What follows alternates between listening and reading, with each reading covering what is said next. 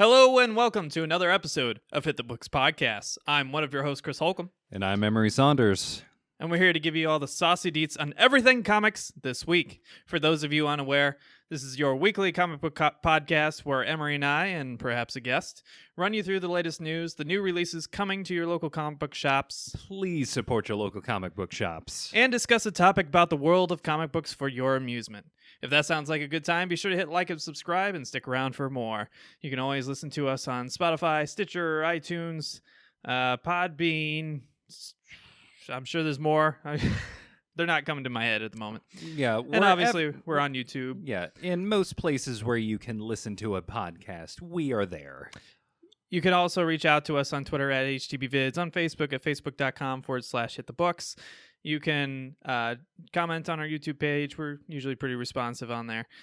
You can email us with suggestions, ideas, questions, and many other things at our email address, hitthebooksvids@gmail.com. That's VIDS. And then, of course, we're on Patreon, patreon.com/hitthebooks. If you so choose to support us, we'd be eternally grateful. And big shout out to Heather Reap, producer of the show, big supporter, even during the downtime there that we had. So we owe Heather a lot of episodes. Thank you very much. A lot. Thank you very much. All right, on to the show. So today we're going to probably go a little bit quicker because we got started quite a bit later than we planned on. Yep. My fault. But we're quite a bit later than we should be. So let's jump into it. Emery, what have you been reading?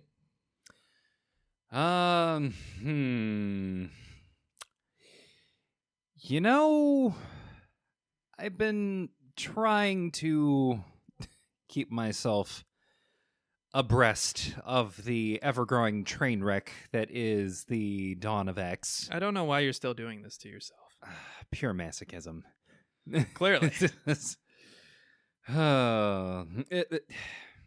I keep reading, and I keep hoping that something is going to be revealed that makes all of this all in one spot again, even though the premises we all like were damn near made extinct because we were all in one spot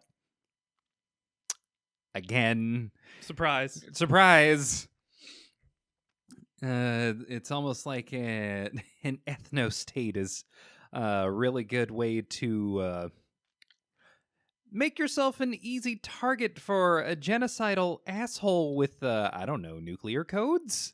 Oh, that sounds familiar. It's like we've done this before. It's almost like that was actually an issue that happened before with the XMen. But, you know, nobody saw it coming. I would say you live and you learn, but I think everyone's on the either the third or fourth body at this point. You did this to yourself. I did. Any other comic book media you've been into? What else have I been reading? Been trying to get myself current on Spawn recently. How's that going? Getting myself through that, and my God. It's like, more power to Todd McFarlane for being consistent for decades now. Yeah, it's hard to do. Yeah. But it's a lot to follow. There's so much. There's so many. I'm trying to think at what point during the counter he's at right now. My problem with Spawn is that it's kind of like the Dragon Ball Z problem. Mm-hmm. You know, you can only escalate so far. And once you've killed God, it's like, where do you go from there, you know? And Todd's been doing this for a long time. I haven't been an avid Spawn reader like you have in the past, so I don't have the full context of everything. But I'm assuming there haven't been too many reboots, if any at all. I'm assuming everything is more or less canon.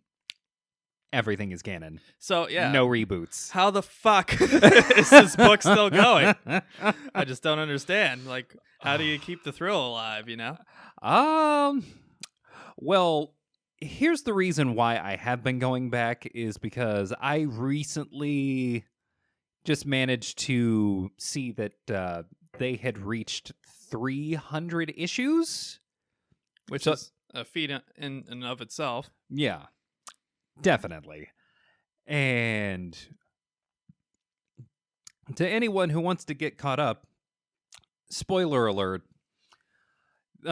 Spawn reaching the end of the counter, not only has it happened before, but the most recent version of him reaching the end of a very different counter does something wholly and completely different than just sending him straight back to hell. We have gotten to the point where the only way to escalate things is to essentially completely de-escalate Spawn's powers. And by that, I mean issue 300. It's like a video game. Every time there's a sequel, you gotta depower the guy so they can earn it all back. Yeah, Destiny 2, I'm looking at you. Infamous. Yeah. We've gone through that familiar video game trope of we now have him seemingly completely depowered and divorced of the symbiote that is his traditional costume. And instead we've actually weirdly turned him into basically a Diablo 1-3 style necromancer. Well, that's right up his alley, so, makes sense. Yeah, I mean, if you're gonna be the person who kills God and becomes like the newest king of hell, it would only make sense that you have the power to summon legions whenever the fuck you want. Only this time in this covered issue, in spiky things. He was covered in spiky things. It's just that there was nothing between his flesh and those spiky things, so he's like the traditional like skull right above his crotch. He instead was walking towards these people who he was trying to kill completely naked. Hot. And then found someone's skull and like inserted it into himself. And then he took barbed wire and then wrapped it around his arms. Because it's like what happens when life gives you razor blades? I guess you cover your arm in razor blades. Well, if you wanted me to join you on this journey, you're not doing yourself any favors. I will say that it is at this point that we have gone out of our way to do current Spawn in a series of vignettes, that being one of them. The other vignettes in this book being other people with vaguely Spawn-like costumes and other weird powers that they have. One basically a dude in a leather jacket that looks vaguely Spawn-esque. Hot. The other is Gambit Spawn. Maybe. Ooh, saucy. The other is lady done up in what if I'm remembering this correctly, is basically skin tight lady Spawn costume. Hot. It's okay to call it hot. I'm getting a vibe here. Spiky things, putting your dick through a skull. Whoa. Skin tight Spawn outfits on lady bodies. Hold on here. I mean, that's what you said. I don't think we need to rewind the tape on that one. Even if we did, we're not gonna. And there's one other one, but it's blanking on me. And let's just say things get interesting from there.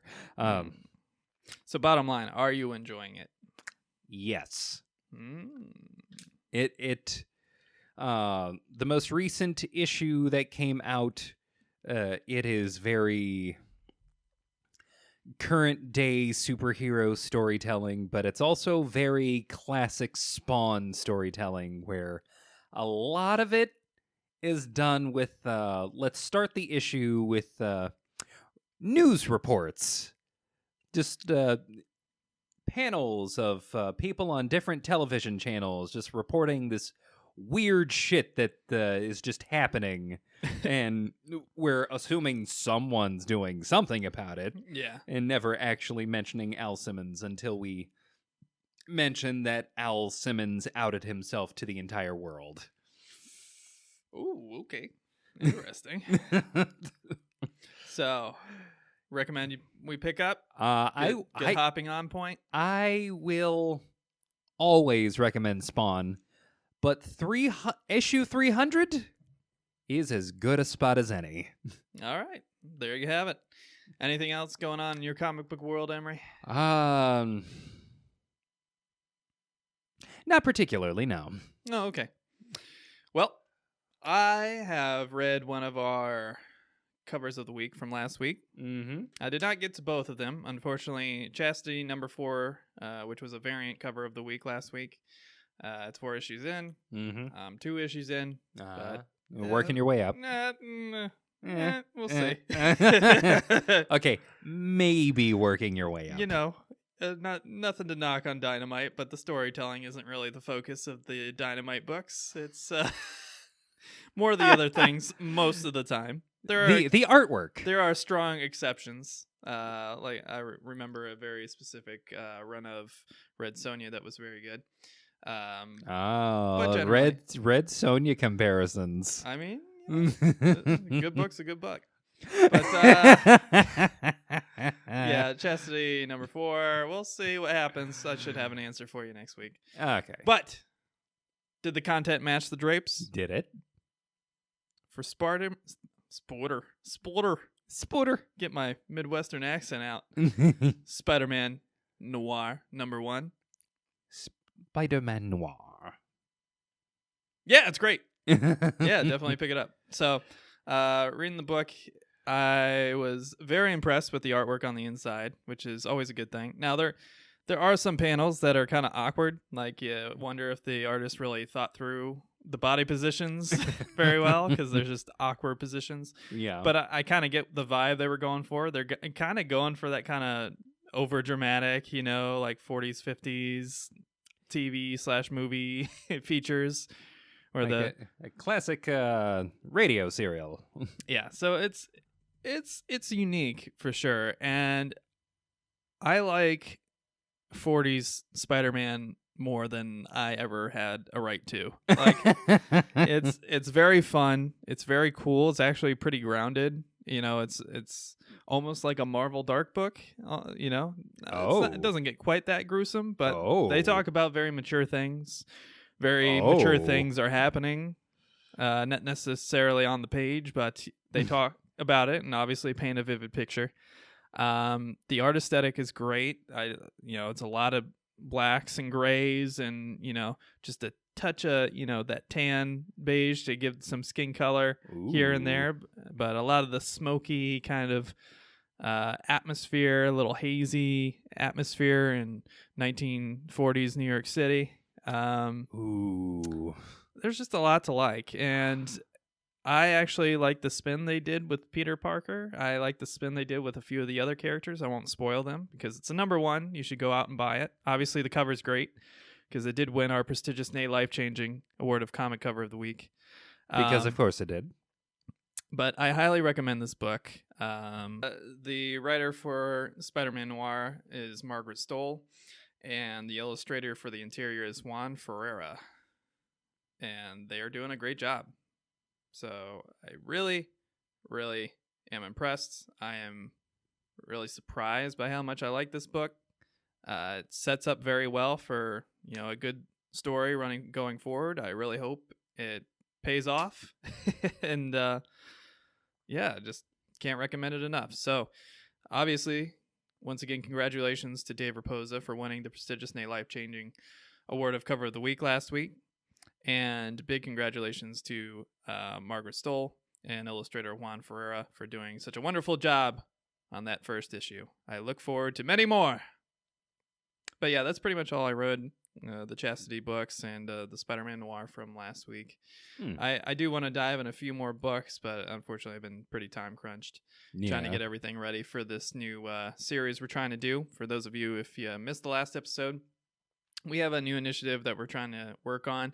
We're going to go in numerical order as far as what date they were released from all the way back, to the 1930s, 40s, and whatnot, all the way up to present day. We are going to do a comic book movie master list.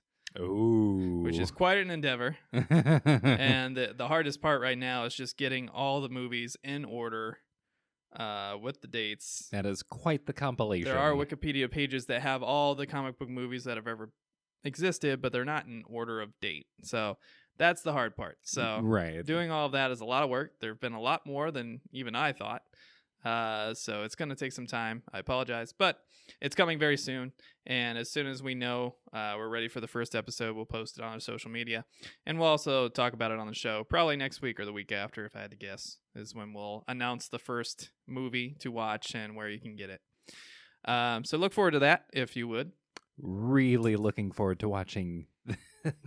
There is this movie, Captain America, from 1990. Yeah, it's gonna get weird. It's gonna get real. It's gonna get real weird. It's gonna get real fucking weird. And yes, we are including animated movies. So yes, because there are some great ones. Let's face it. Yeah. DC, we're looking at you. I mean, they do a good job. They do a really good job when it comes to animated. Okay, so with that, let's get into the news. First up on the news, we are going to talk about Bloodshot. So Bloodshot has had some premieres throughout the world, and people aren't liking it. Not a big surprise there, but it currently has a 41% on Rotten Tomatoes, and critics are not being very kind to this film. I don't think that's a huge surprise, seeing who's starring in it and the kind of lack of reputable production work. And, Valiant is a valuable, I would say, group of properties, but I don't think they're ever used very well. Or marketed very well. The Valiant book lines get maybe one release a month, 2 releases if we're lucky. It's pretty rare, and when something is releasing, it's usually corresponding to something like this, a movie release. So there's a lot to be desired in the world of Valiant. There's a lot of very loyal Valiant fans, and I was a fan at one point, but they were just so inconsistent and took so long to get anything out that I just fell off a cliff and just never bothered to jump back on. Yeah, they've got lots of characters. Why they started with Bloodshot is weird. Honestly. Bloodshot's interesting and obviously a cool-looking character. I think that's probably his biggest advantage, is that he's a cool aesthetic character. But other than that, I just don't see it. I don't see why you get Vin Diesel. He's kind of, old and kind of washed up, Not to be cruel to Vin Diesel, but you should probably get somebody who's a little younger, Someone who maybe cheaper. Someone who isn't already tied to several different franchises right now. Yeah, he's got Guardians of the Galaxy and everything Marvel related that would entail. Not that he's doing a whole lot for that role, but Yeah, no. He had Triple X, which I don't think they're doing a 4th one. Yeah, and yet. I can't speak to the movie because obviously I haven't seen it yet, but just the trailers alone, it looks just like a big fat dumb CG fest, and it looks basic with Vin Diesel looking as undramatic as possible. He seems to showcase one face. He does, and it's not a face that inspires you to go see his movies. No. I mean, that shit worked for Riddick, another fucking franchise. Which, his eyes were covered most of the time. So, that kind of helped. That shit worked for Fast and the Furious. He was also much younger, much more fit. much more. Yeah. Much more enthusiastic. These are the types of efforts that would really be much more well served with a younger actor. Yeah. And I'm actually kind of surprised how much CG was in the trailer because it has a pretty small budget. It's like reportedly like 45 million plus, I would assume marketing. But Yeah. I was, it's a good idea to start a Valiant Universe film franchise, but maybe you should build up your comic base again before you do. Yeah. And, maybe do a little bit more research instead of rushing headlong into it with, I think there are less than admirable budgets. There are several characters that they should have attempted first.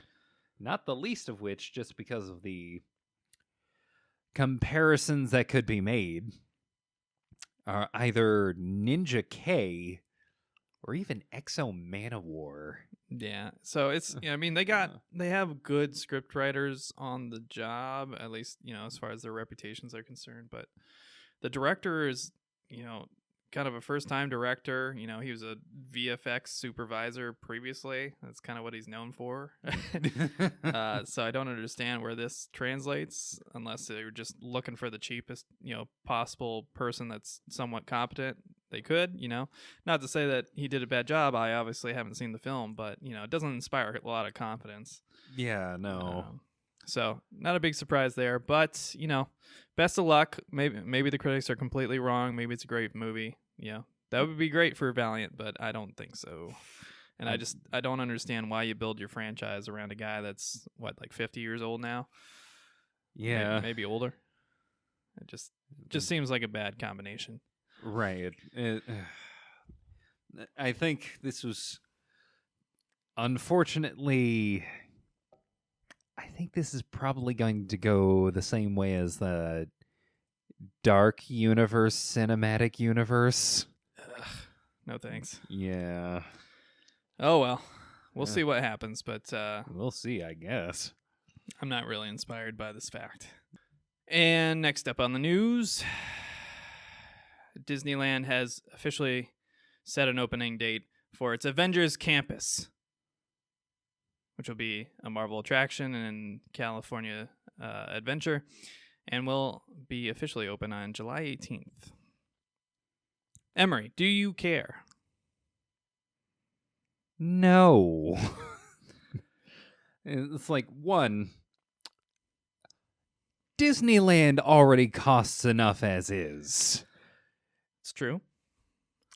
And the Star Wars addition to Disneyland has already kind of failed.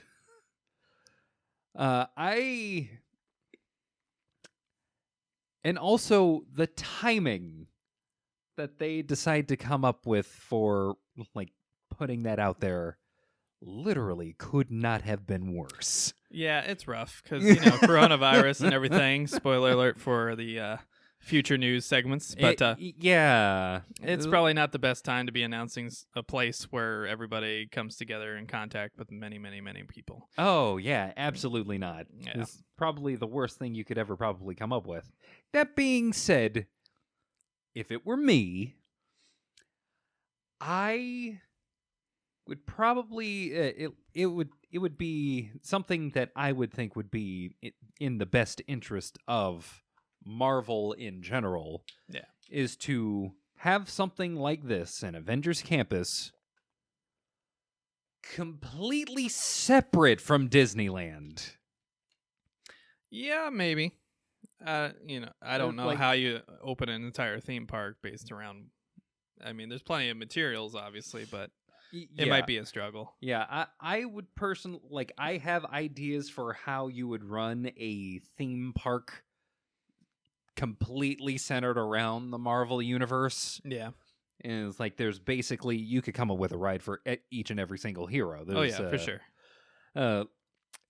But going along with that and all the merch that would entail, I think it would be far more beneficial for Disney and Marvel at large to, instead of trying to add and further expand this one single piece of real estate, to plant something in a different location so that people have more locations to try to go for vacation or what have you. Yeah, sure. We'll see. I wish them the best of luck with it, but Disneyland, Disney World's never been my thing. Yeah. Never really had a great desire to go to either of those theme parks or anything like them. Yeah, there's better theme park rides in other places that are much cheaper. And yeah, for the people who want to spend that kind of money going on a theme ride, sure, why not? Go ahead and spend your money. I think it would be even better business to open up a separate location and have people pay for tickets over here and then pay for tickets over there. Yeah. So that way people are populating these places instead of paying for like one ticket to go to the whole thing. Is like you could be doubling up your money. Yeah.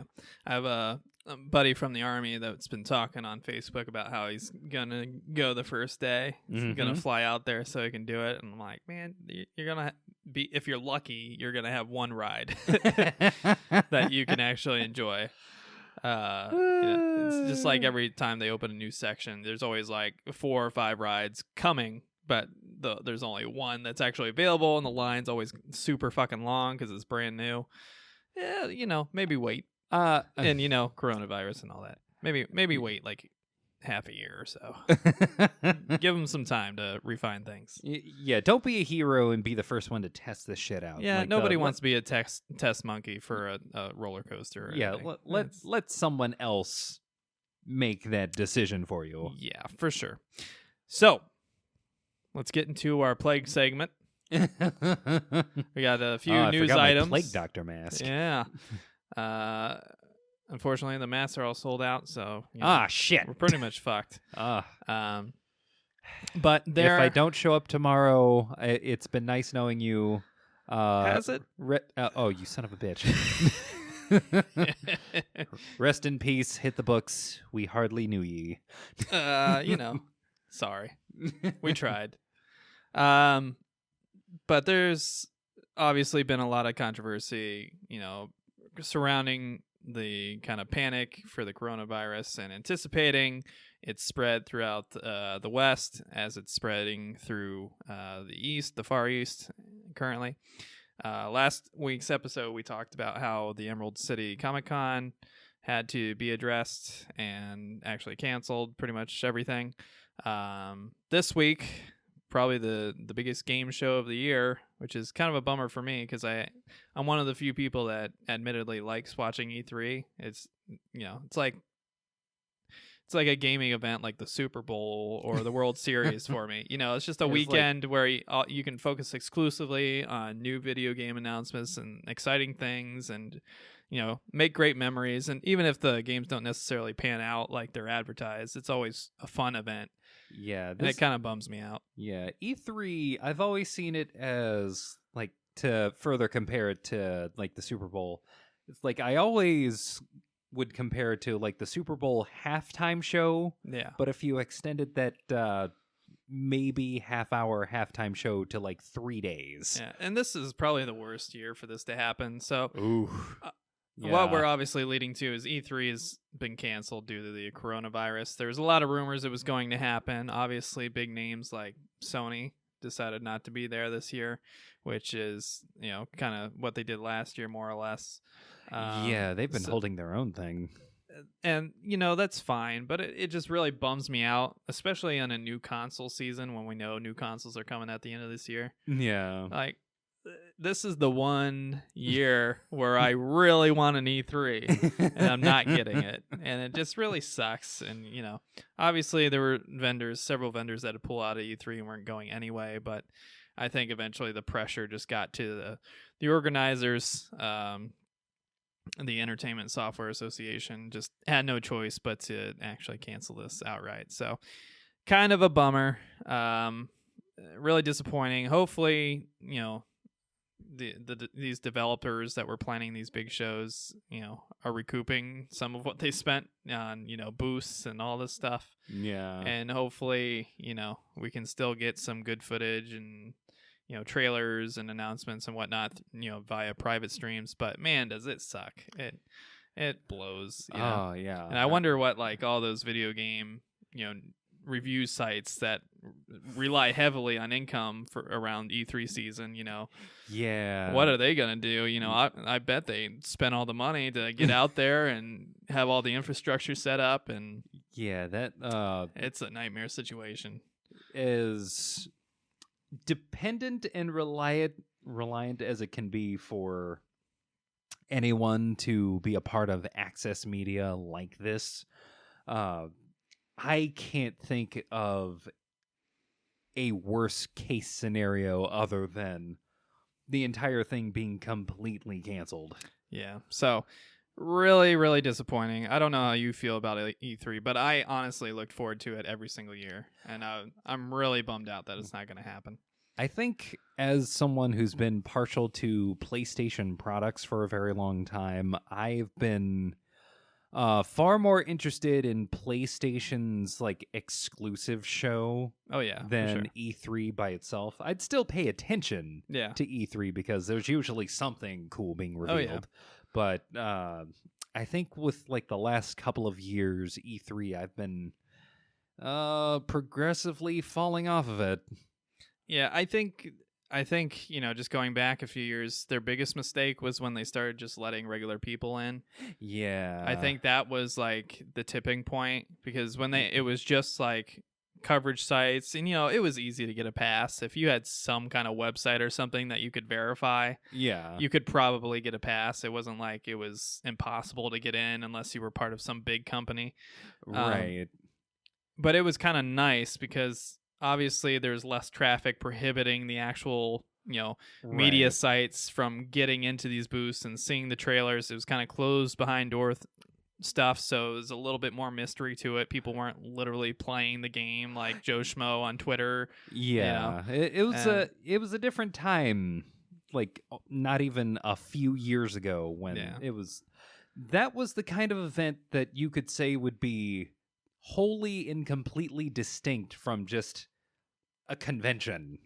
I mean, I think is what it's turned into over time. Exactly. Yeah, and I just don't think E3 should be a convention. That should be a media thing specifically for generating hype through the media. And then it just became like how do we pander to the people on the floor as much as possible? How do we get hashtags going with all the people on the floor so we can get some free press and that sort of thing? It got kind of gross, and it kind of bums me out. And I think if E3 doesn't adjust and decide to say, hey, sorry to all the vendors and all the people that trusted us and worked with us and all our sponsors and everything, we won't have all the regular Joe Schmoes out here messing up the floor and messing up the booths and causing problems, and we'll just have a very streamlined situation with an infrastructure that can actually support it. So that's what I hope for. But it was definitely probably not the best idea. I get they were probably trying to make some money selling tickets, but I just don't think it worked out. Unfortunately. So next up on the news, again, plague news. One in Prague. Falcon and Winter Soldier's shoots have been shut down due to the coronavirus, so there may be some delays coming soon for the upcoming Disney Plus series. Basically, one of the staff members was confirmed ill with the illness, the COVID-19, and they just took safety precautions and shut everything down. Probably be shut down for 2 weeks, if not more. Obviously, it's going to be expensive, but Disney can afford it. But definitely a bummer for those looking forward to the show. I'm not really wild about Winter Soldier and Falcon, but I know a lot of people are, so definitely disappointing for those folks. I was only curious to watch that show if for no other reason than Anthony Mackie's very entertaining to watch, but also I really want to see if they actually put the fucking ski mask on Zemo. Of all the things to focus on, the ski mask. Look, I'm just saying he has a very particular look, and they promised that, and that is what. Hey, if you want me to pay for Disney Plus, you got to put that fucking sock on Daniel Bruhl's head. Okay, you do it. You and your socks. I'm just saying. Jeez, crusty. Next up on the crusty? News. Why? It's plague news. You got to stay on theme, Emery. Jeez. All right. Next up on the news. Gross. Another comic book show, Riverdale, has halted production due to the crew members being exposed to coronavirus and possibly being infected. Oof. So, in this case, somebody was exposed on the staff, and now because coronavirus does not exhibit symptoms for several days, up to a week, before it sets in and you're contagious that entire time, they're taking precautions and shutting everything down, which again is probably expensive and it kind of bums you out for the fans of the show. I know a lot of people have actually really liked Riverdale, so that's kind of cool. That this Archie based show that I keep forgetting that's what it's based on. It came out of nowhere based on the little digest comic reader books, comics, and is actually pretty good according to most people. So that's I haven't watched it, but I'm kind of intrigued every time I see clips of it. I'm like, damn, that actually looks pretty entertaining. I might have to watch this. Yeah. But yeah, it feels like the show that I would catch on to like way after it's had its day, kind of like iZombie. Just pound through it. Yeah, just go through the whole thing. That might be the approach, but people like it. Might be worth supporting. Yeah. So, heart goes out to those folks. Hopefully everybody stays healthy and nobody is further disenfranchised by this illness. But just thought it was worth noting. Next up on the news, Dark Horse has a new deal going on for you on Comixology. If you happen to use the Comixology streaming service, which is now owned by Amazon, for those of you unaware, their graphic novels are now half price all of this week. So if you have been holding out for a very specific Dark Horse comic or really wanted to read a very specific Dark Horse comic series, now is the time to do it. This offer is good until March 16th. So obviously it's going on right now. But definitely go out and check it out. I know Comixology Unlimited I had for a while. It was a pretty good deal. Now I just kind of rely on the regular Comixology to kind of spot all the books I don't buy physically. But that's there for you if you so choose to take advantage of it. So steals and deals. Lobster Johnston, here I come. Did I say Johnston? Oh my God. Yeah, it's all right. We're all struggling. It's a little late. A little later than we wanted, but we'll make it. Yeah, we'll make it. We're professionals. We're gonna make it. People depend on us. We promise. All 4 of them. Now. Let's be real. All 5. We've gotten in the double digits a few times. They're out there. Next up on the news, one of the Golden Age legends, artist Alan Bellman, has passed away. At the ripe old age of not 45. Boy, that'd be quite some time travel. At the age of 95 is the age he died at. Almost got to that century mark. He began working with Marvel when it was still Timely Comics. Probably most famous for working on the original Captain America series and is seemingly very beloved in the industry by his counterparts and fellow artists from the era. It seems like every few months, one of these classic, titans of the industry kind of pass away. And it's definitely sad. It's just, the natural evolution of things. We lost Stan Lee not that long ago. A year ago now. And Bellman had he had about as good a run as anyone can ask for, all things considered. Yeah. So, he's obviously kind of a staple for a lot of the environmental art, specifically for the early Marvel books. Yeah. Worked on, Captain America, the Patriot, Human Torch, let's see here, Submariner, Young Allies, stuff like that. Notable stuff that people still read and look for today on store shelves. So, very tragic, very sad, but it sounds like he had a pretty good life, good, long, accomplished life, and our condolences and well wishes are sent to his family and the people he left behind. So, rest in peace, Alan Bellman. You will be missed. Thank you for your contribution to comic books. Next up, it's a kind of a two-part story. It will be the last story of the news, though. So, Batman 3 Jokers, which has been kind of this big event book that has been planned for a long time and seemingly talked about for probably 2 years or so. I know there's rumors about it, all the way back as far as 2017, 2016. But it has finally been given a release date by Jeff Johns and Jason Fabok. The series will be premiering on June 17th. Now, normally that wouldn't be a huge news item. We might not even mention it if there was a lot of news this week.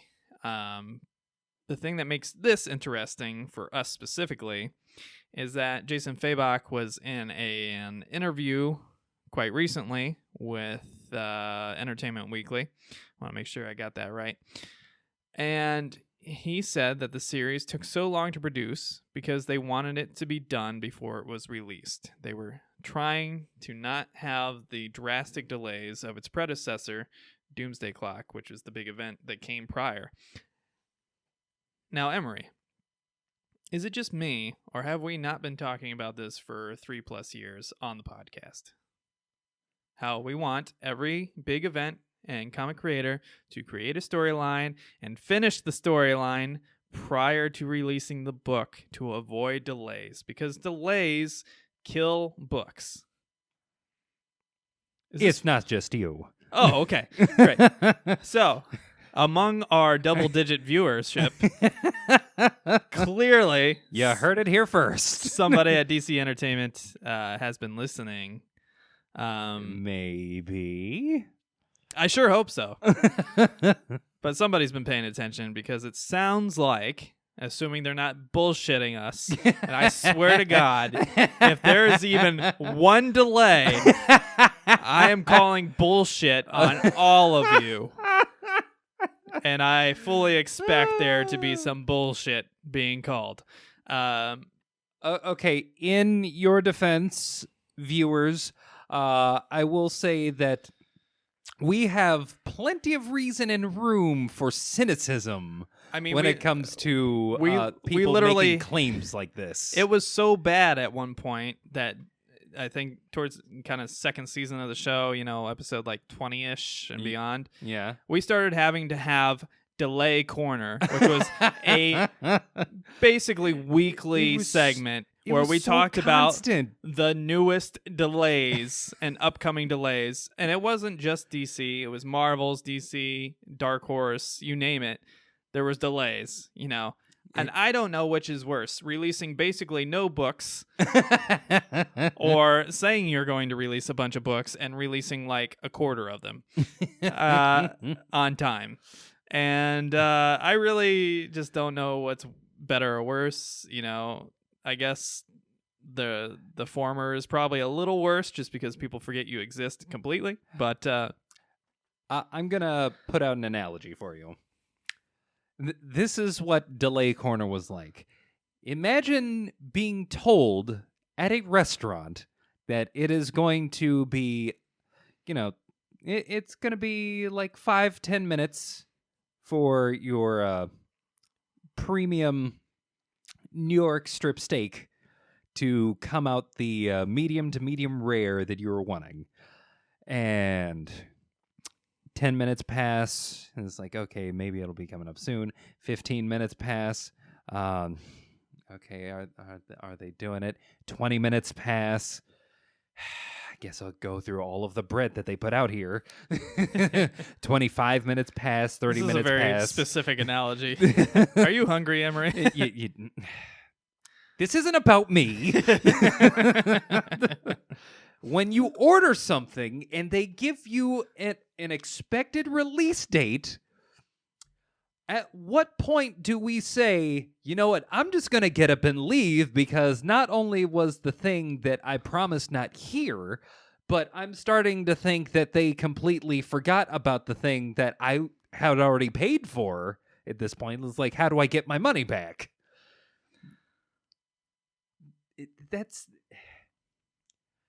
If you're going to make the claim, and I'm saying this now, if you are going to make the claim that you have all of it done specifically so that you can avoid delays, the second it's delayed, I'm dipping out. The very second it's delayed, unless they have a really fucking good excuse. Yeah. Like, this is a fucking bold claim to make. I mean, there's several problems with constant delays in your franchises and your books, especially books that aren't like legacy titles that are constantly going. Like Batman, you can probably do a delay or two and get away with it without a problem because people are always looking for Batman. They know it's constantly going. It's not like Batman just ends one day. Right. Batman's always got a story. But those books that are probably needing the consistent support from fans more, like these big event books or these kind of one-off books or limited run books that are 12, 24, 36 issues, whatever the case is, maybe run for a year or two. These are the books that really need support. And how are fans supposed to support these endeavors and these, writers and illustrators and cover artists if the fucking book isn't coming out for 3 months, because it keeps getting delayed 2, 3, 4 weeks at a time, and every time that happens, the following books gets delayed that amount. So it's kind of like a rubber band effect. And sometimes, creators will try to do several at once, and then they'll be super rushed, and there'll be a noticeable decline in quality from one book to another. The storyline becomes very convoluted. The narration becomes very convoluted. The interactions between characters seem very rushed and weirdly drawn out sometimes. Like Mr. Miracle, I think, is one where we both felt very strongly towards the end there that it was stretched way too thin. And notoriously, the creators had children and were not in a position to be consistently pounding out brand new storylines and plot points and incredible art like they were. That was a book that I think would have done much better had the entire thing been planned up front. Yeah, I dropped off the book. I was very high on the book for about 7 issues. And then they started having some delays, and, obviously it was because of the child. And I get it, family things happen. But if this book had been prepared ahead of time, you wouldn't have had to worry about it at all. You could have just said, hey, I have a nice, clear, coherent story. Everything's illustrated. I know it's a lot of time investment, and, these companies want to make money as soon as possible. So if they can do it, month to month or every 2 weeks or whatever the case is, they're going to try to do that most of the time. But I think it's just a bad process, and all it ends up doing is hurting creators and are hurting the franchises that they're working on. If you're trying to build a brand new franchise, what chance do you have if you're having a month delay every other issue? Or 2 months delay, or something more significant like the Doomsday Clock stuff that was having several month delays in every issue. Now, they were thick issues. It wasn't like it was a 20-page book, but still, that's significant, and it's hard to hold any reader base when you have that many delays. So, assuming Jason Fabok is being honest about this, I'm all aboard. I applaud this. I hope it's true, and I applaud every effort to make a clear, coherent, finished story ahead of time and then break it into parts and release it. Like, I will buy this book in in my local comic book shop. Thank you. Just to support that as a practice. That would be wonderful. Yeah. And if they're telling the truth, I have a lot of doubts, and I'm very jaded about this, but if they're telling the truth, I will absolutely support them in all of this endeavor. Yeah. Yep. I will say this. I swear to God, if I'm told that I'm getting my medium rare T-bone steak in 15 minutes, and I'm made to wait 30 minutes for something that's well done, you can be damn sure you're going to hear from me about it. Yeah, we're going to bitch. And all 15 of us will rise up. And storm Twitter, because that's how things get done anymore. Yeah. And that is the news. Oh, man, it has been so long. It's been so long that, and considering the current state of affairs in the world, I'm almost afraid to ask, what books are we hitting up this week, assuming we don't get sick? Yeah, let's not. This week, I've been trying different things for our new releases. We tried recording it separately, but the problem with that is I never did it because it was such a pain in the ass to set everything all up again and then record my screen while I'm going through to make sure everything's timed properly. Just wasn't working. Last week I tried a different approach where I put it on our green screen. My fear though is that it was probably too small for people to actually see the covers. And unfortunately, if I'm recording the screen right now as I talk, so at least everything's timed together. But my problem is, it doesn't get that much bigger, and the aspect ratio it's at is really hard to fit into that green screen or something. So I'm going to probably cover up a lot of the screen so that everybody watching the YouTube show can see the covers along with us and see what we're actually commenting about. Obviously, if you're an audio listener, you can still benefit by hearing what covers and comics are coming to your local comic book shops and digital devices this week. But obviously, you get a little bit more out of it if you're on the YouTube channel. Again, this just saves me from doing all the work I was doing early in the show and the first 2 seasons. Like a stupid amount of extra work. It literally took me like 2 extra hours of editing to put every single cover individually on the screen. Now the only covers that I will put individually on the screen are the cover of the week and the variant cover of the week. Everything else is just going to be on this live scroll that you guys can follow along with and enjoy. Hopefully that's satisfactory to everybody. If anybody out there has a better suggestion for this segment, by all means, reach out to us. Let us know what you think. We'll be happy to listen to you and give you credit where credit is due. So, without further ado, let's jump into our new comics coming to your local comic book shops and digital devices this week. We always get this from freshcomics.us, which is a great resource. There's a few other good resources out there that you can check out. I know GameSpot has a very good comic book wiki that's very useful for getting comic book artists and illustrators and writers pictures, because the most annoying thing in the world is when you're trying to find a picture of a comic book artist and the only thing you can find on their Twitter and on their Facebook is their art, which I understand. You're an artist. You want to show off what you do best. As opposed to showing off your face. But man, it hurts your marketing because it's impossible to find, especially if you got a really common name. Like, it's impossible to find some of these fucking people. And it takes me like an extra 30 minutes of editing if they don't have a picture ready on one of those wikis.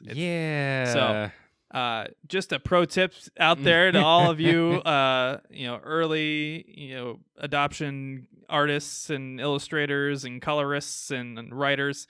Put a picture of yourself somewhere. Have a LinkedIn profile or something. It doesn't matter. It doesn't have to be the best picture in the world. I mean, even some people use like a self-drawn picture. If it's a self-drawing, fine. Yeah, sure. It's better than nothing. We'll go with that. If people like Danielle Steele and fucking Stephen King can be bothered to put a picture, if they can be bothered to put a picture of themselves at the end of any of their books, any and all of their books usually, you artists and you writers can afford to put your picture somewhere, anywhere, literally anywhere. For sure. So, artists, writers, illustrators, colorists, letterers, I don't care who you are. If you are a creator of any sort, trying to get your name out there, put a picture of yourself somewhere. Yes. Somewhere that people can find it easily. Yeah. Because I want to give credit where credit is due, and it's very hard to do that when I can't find you anywhere. Yeah, let's put some faces to these names here. Okay, enough chitter chatter. First up, from Marvel Comics, we have Ant-Man, number 3. We have Avengers, number 32. We have Avengers of the Wastelands, number 3. No, what? We have Cable, number 1. Baby Cable. Baby Cable. Baby Cable. Like, if it were up to me, it would say Baby Cable and not Cable number 1. God. New Cable on the block. God damn it.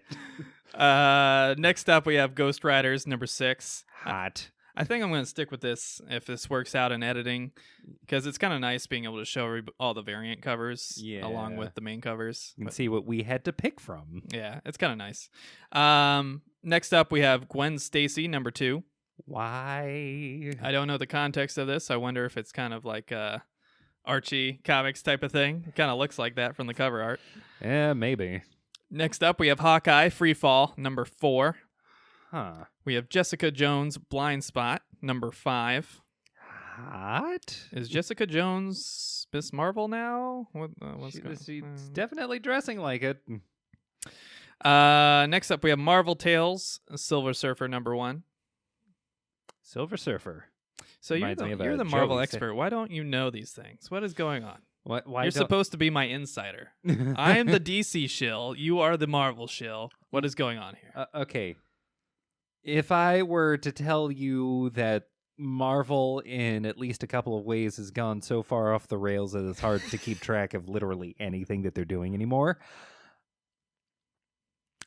that would be great. But the biggest somebody's salty. The biggest reason why I haven't kept track of all of this is because, well, what do we say about covers when it comes to the importance of a cover when you're trying to sell a comic?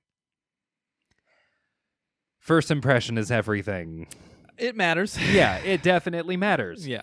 Like when it comes to a large number of these books, like a lot of them seem interesting, but there's got to be something more to it. There's a je ne sais quoi, if you will. There's an it factor that if a book pops that much, they're going to get readers no matter what. I mean, Chastity, number 4 variant. Obvious example. There's yes. no way in hell I would have read that book otherwise. Normally. But, because that cover was so fantastic, I am trying to catch up so I can read it. Yeah. It's like that is the power of a very good cover. Absolutely. Mind you, we have covers and variant covers of the week because, well, sometimes there's so many that are so good that we have to highlight just one of them. And sometimes there are so many that are so to maybe bad that we have to, I don't know, make the best with what we got. Yeah, I don't want to disparage anybody, but usually when we give out our weekly awards, we want to be giving it to somebody that's obviously very, very deserving, like something that leaves a great impression. Yeah. And every once in a while, there's weeks where it's not the case. Every once in a while. It kind of steals a little bit of your soul when you have to give the award to a cover you don't really believe that much in. There hasn't been a lot of them, but right. Every once in a while it happens. There are some times when it happens, but I will say that another factor that should be taken into account is the am I going to say it? The flooding of the shelves. Flooding of the shelves with titles that either had no press going into it that are just there and it's like, hey, maybe that title catch people. Maybe the art will catch someone, even though it's starring something that no one's ever heard. Yeah. It's like there is something to be said about having good press around new titles. Yeah, for sure. So next up, we have Marvel's Snapshots Submariner #1. I don't know why, but this cover just like creeps me out. Submariner in general creeps me out, but like the classic Submariner where he's got his super high arched eyebrows and his weird hammerhead and his pointy ears and his scaled underwear and footy wings, and just the whole design is just weird, and it kind of skews me out for some reason. It's totally irrational. I don't know what it is. Is it the Speedo? Other heroes wear Speedos. I just don't know why this one bothers me. And especially when it's rendered like super realistically styled. It's just something. The Vulcan face head thing, and just everything about it's just weird. It's so angular. It's very angular. So hostile. It's so aggressive. It's so aggressive in its flagrant manliness, I guess. Like, here, ladies, and maybe some of you gentlemen too. By all means, come and get this square head and sharp ears, and we're not kink shaming here. If that's your thing, that's your thing. It's like I know some of you out there like to get wet. Ooh, sploosh. Next up, before we get too deep in the waters here, we have Nebula #2.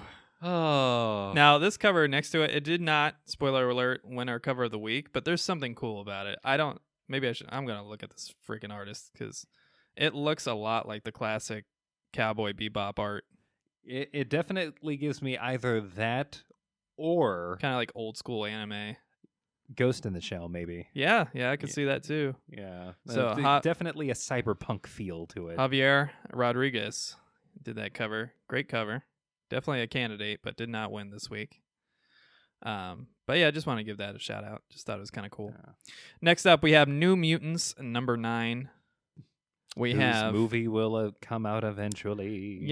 It's a thing. Someday. I don't know why it's a thing, but we keep trying to push it. Fox couldn't get it out, and Disney can't either, apparently. We spent the money, now we're trying to make it back. Good luck. I wish you the best. I hope it's great. Probably not, but I hope it's great. We'll see. The trailers were exciting. The horror-themed trailers, I was all about that, but then suddenly it had a bunch of reshoots, and people started saying it wasn't what we thought it was, and it was marketed poorly, and we're like, oh, that's not good. Yeah, we're gonna see. I'm all on board for Magic getting some screen time. It's yeah, cool. Yeah, good luck. Wish you the best. The other characters, maybe we'll see. Next up, we have Punisher Soviet #5. What the? What? Shoot Mother Russia. You will be punished, Silverish. On our Spider-Man multiverse theme, we have Spider-Ham #4. Wait, why is Spider-Ham holding hot dog? Wait a minute. Don't try to give this character logic. There's no logic to be had. Just enjoy it.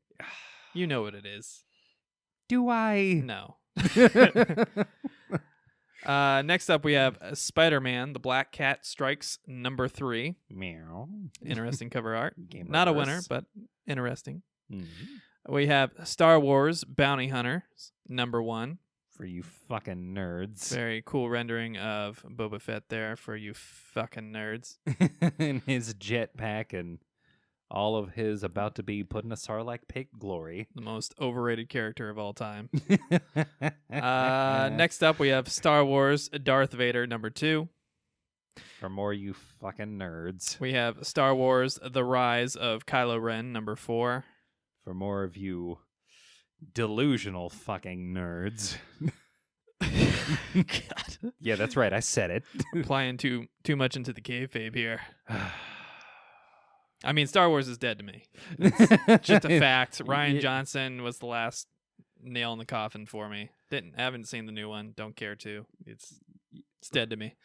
Yeah, JJ tried to breathe life into the corpse, and we all know how that turned out. I'll take your word for it. Next up, we have Symbiote Spider-Man Alien Reality #4. Symbiote Spider-Man. A lot of Spider-Man books this week. We have The Amazing Spider-Man #41, $20.99. With the boomerang. Because why not? Because why not? Next up, we have The Immortal Hulk #32.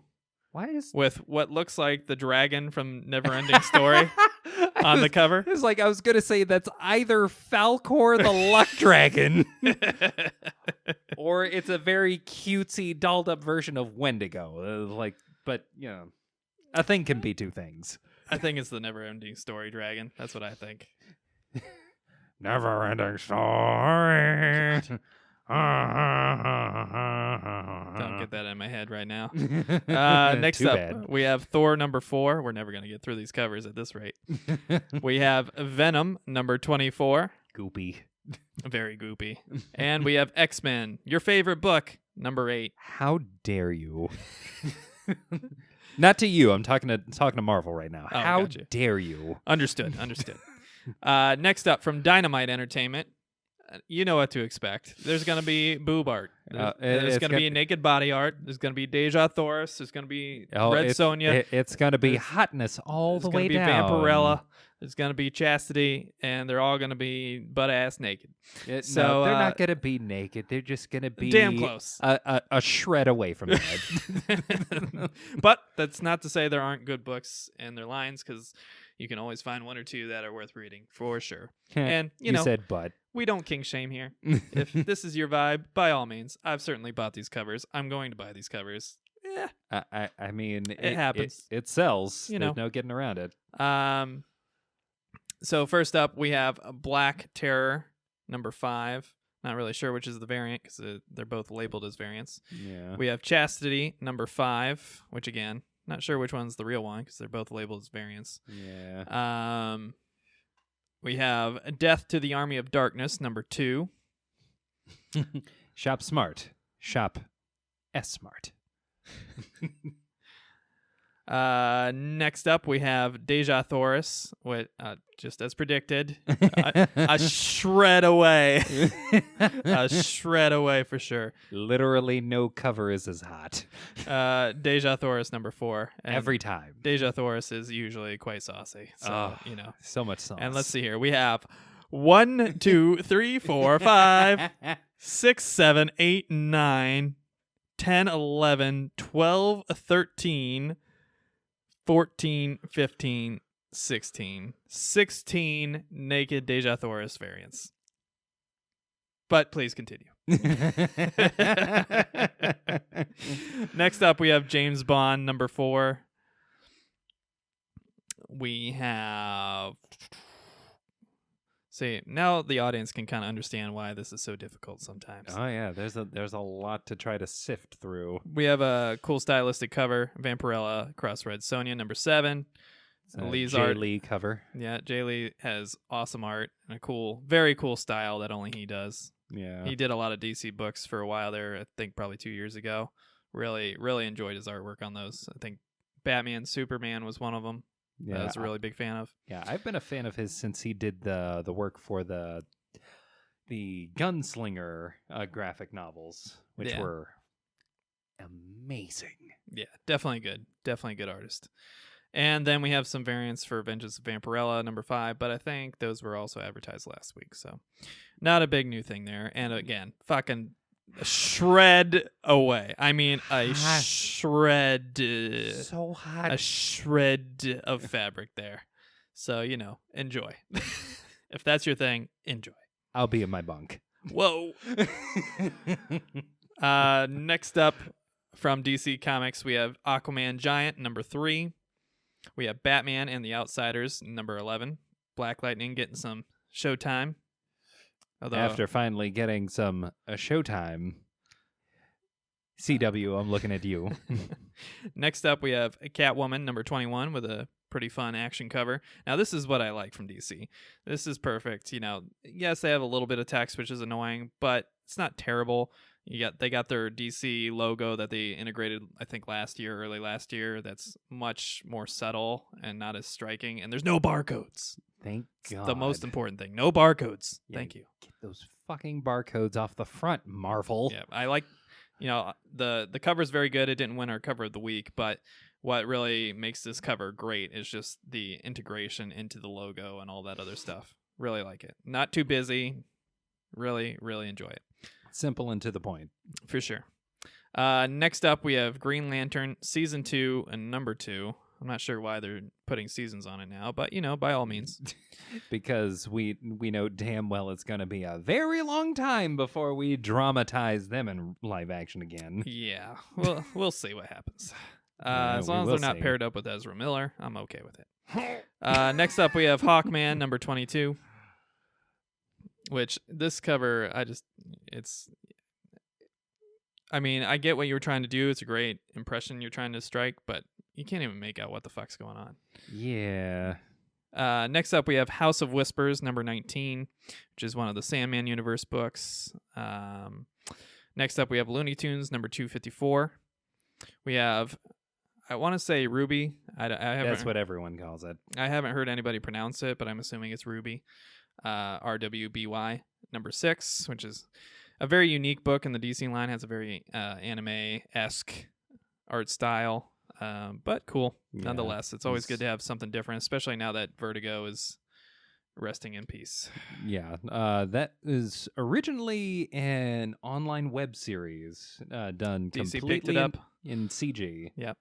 Very cool, very cool. Yeah. Next up, we have Superman, number 21. We have the Batman's Grave. Let me get that right. Number 6.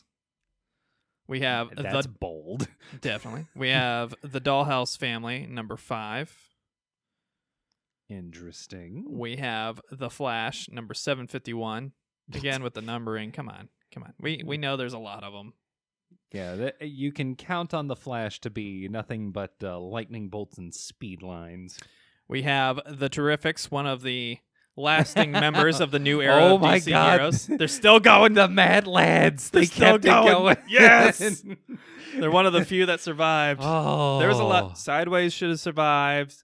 I don't know if Silencer is still a thing, but I know that book was great for so long. Yeah, I think that one got canceled, unfortunately. Oh, that just makes me sad. it was Brimstone should have stayed on. It should have. There was some really good books in there. Not Damage. But no, not Damage. Definitely not Damage or The Immortal Men. Both those books can fuck right off. But Terrifics is great. Terrifics is great. And I'm not quite caught up. It's been quite honestly, I assumed it got canceled with everything else. So, I just assumed and quit looking for it. But now that I know it's still alive, I'm going to start looking for it again. Yeah, the fact that it's still a thing gives me hope. Yeah, I stopped around like issue 14 or 15, but I need to catch back up and see if it's still as delightful as it used to be. Oh, it looks so cool. It was so good. It was so fun. Next up, we have Wonder Woman, number 753. Wonder Woman always looking badass. Yep. And then we have Young Justice, number 14. And Young Justice was a very good book. I really enjoyed it. It's one of the books that Brian Michael Bendis started when he came over and became a turncoat for Marvel. Jumped ship over to DC. And it was good. Yeah. It's like, hey. There's a lot to criticize Bendis for his Marvel stuff, I think, but he's done some great stuff. And he's really good with characters. Clearly, He's good with dialogue. He just wanted 90s Superboy to come back. Which is wonderful. By all means, bring 90s Superboy back. Please. And we need that. And he has. Oh, my God. Just that reminder of how wild the 90s used to be. Can we have more of that? Fun. Delightful. Next up, from IDW Publishing, we have Disney Comics and Stories, number 11. We have From Hell, Master Edition, number 10. Oh. We have Marvel Action, Captain Marvel, number 4. Huh. We have Read Only Memories, number 3. Those look like both variants. Oh, I did miss it. We also have Rom Dire Wraiths, number 2. We have... Where to go? We have Transformers, number 18. Should be correct. The Transformers. Like the Ohio State University. Yeah, get it right, people. We have Get it right. Uncle Scrooge, number 55. Right you are, Emery. Right you are. And that is all from IDW. From Boom Studios, my favorite comic book company to announce, we have Ghosted in L.A., number 9. It's very specific. Now, it looks like they're literal ghosts, but I would be kind of entertained if it was like a Tinder ghosted. Somebody make this happen. I know there's somebody at Image that's willing to do it. Let's get it done. Someone's got to have an idea for a Tinder-based comic book. Let's get this done. Cross-marketing, cross-advertising, it can be done. Let's do it. The book could almost write itself. Next up, we have Go Power Rangers, number 30. It's morphin' time! Mastodon! Pterodactyl! Triceratops!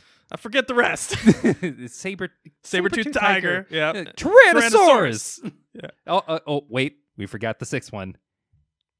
Dragon Sword! Yeah. But he didn't have a Dragon Zord after he became the White Ranger. What did they call the tiger one? Tiger Zord! Is that what it was? I think it was just Tiger Zord. Oh, okay. Didn't have to think too hard.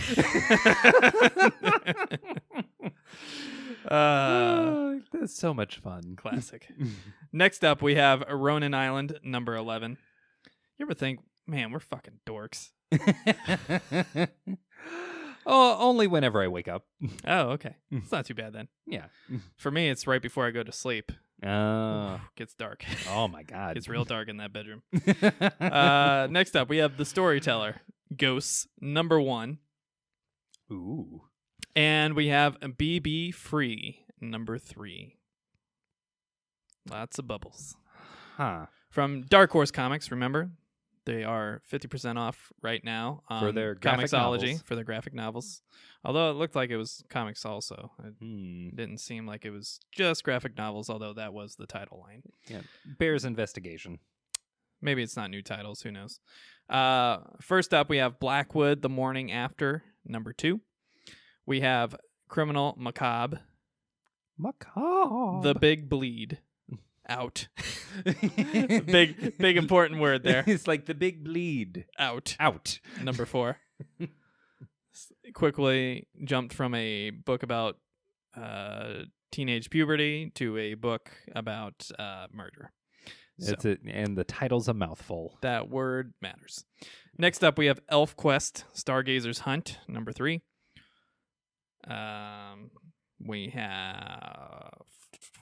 We have Tales from Harrow County, Death's Choir, number 4. And that wraps up Black Horse. Mm. Next up, from Image Comics. We love Image Comics. Keep doing what you're doing. That's right. We have Decorum, number 1. We have Manifest Destiny, number 42. I've been saying for forever that I was going to deep dive into Manifest Destiny because I love the premise a lot, but I just haven't gotten to it. And it's running away from me. I need to catch up. Yeah. Yeah, I'm sure there are graphic novels that'll make that a little easier. Yeah, I'm sure there's some compendiums or something. Yeah. Or at least one coming. Yeah. Gotta think. Next up, we have Moonshine, number 17. We have Reaver, number 3. We have SFSX, Safe Sex, number 7. That's hard to say. We have Snot Girl, number 15. We have Sonata, number 9. Very steampunky / Jurassic vibe. Interesting. And we have Stealth, number 1. From Valiant. They have a book this month. Surprise. Who would have guessed? First up, we have Bloodshot, number 7. You know, a series that probably gets one issue every 3 months. So, you know, good job, guys. We have Rye, number 5. And that wraps up Valiant. So, you know, I'm proud of you guys. Thank you for releasing something for your fans. It's great. You're trying so hard. You know, other companies, you know, they don't release a ton of books every week. And I get it. Logistically, if you're not a big company, it makes sense that you're not able to produce a bunch of books every week. Right. But most of these companies at least put out 1 or 2 every week. At least 1 or 2, so there's something on the shelves that reminds you that they exist. which is something that I would hope would be the goal for a comic book publishing company, is to let people know we have something that we think you want this month. Yeah. Not once every 3 months. For sure. Yeah. Come on, Valiant. Get back on the horse. Next up from Oni Press, we have Agretsuko #2, which is based on the Netflix exclusive anime about a little fox girl who works at a business and it feels her soul being crushed every day, and then at the end of the night goes and rages at the karaoke booth. Relatable. With death metal. Very Protein. Fun. Very fun. Let's see here. From Scout Comics, we have North Bend #1. Ah, that's a weird guy. Very upside down-ish. You know. Next up, we have Rise #6. I mean, come on, Valiant. Scout Comics has 2 new issues plus a variant. You guys can do better. Next up, from Titan Books, from overseas, we have Adler #2. Ooh, Titan Comics. I'm going to put in a plug right now. If you people haven't seen or heard anything about a little-known graphic novel, Elric of Melniboné. Here he goes. Yep, every time. He just can't let it go. Just he loves it. Every time you bring up The Witcher, I have to bring up Elric. Every time. It's fair, dog. I got to do it. Don't get me ranting about The Witcher right now, though. No. It won't be positive. How do we establish where we are in the timeline on that show? God. I know everything about the series, and even I was fucking lost. Like, why are we time jumping everywhere? And none of it is being explained. Like, why are we'll tie it together at the end? Well, nobody's gonna fucking make it to the end because nobody's gonna watch that far. It's like, why am I seeing the child version and the adult version in the same episode? Did I literally watch something that I made fun of Sonic 06 for? Yes. Hedgehog marriage. That being said, Hedgehog marriage. Henry Cavill, delightful. He's a wonderful Witcher. He's very good at grunting and saying the word fuck. Dandelion, who in the series is called Jaskier. Everybody knows him as Dandelion in the U.S. Why go back to his original name? Because it's unnecessary. They're trying to make it an earned thing for some weird reason. Even the English translations of the books originally have him Dandelion. Dandelion. Yeah. They don't say Jaskier. But, to each their own. Whatever. I can live with this fact. What I can't live with is fucking Trish. Let's not go on about that right now. Fucking sucks. I swear to God, if we talk about Trish, I will be up all night. I might kill myself. All right.